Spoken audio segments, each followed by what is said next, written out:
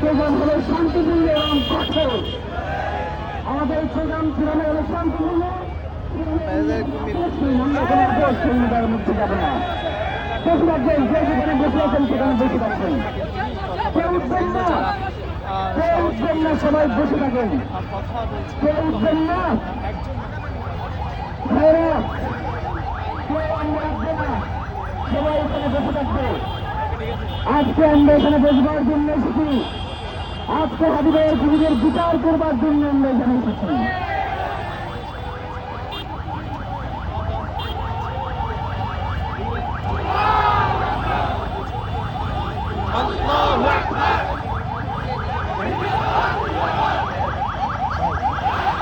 কিছু সময় বেশি যাবে, এই সাইডটা ক্লিয়ার করতে হবে। এই সাইডে তো দাঁড়িয়ে যাবে না ভাই, এই সাইডে তো দাঁড়াইতে পারবে না, পিছনে গিয়ে দাঁড়াইতে হবে।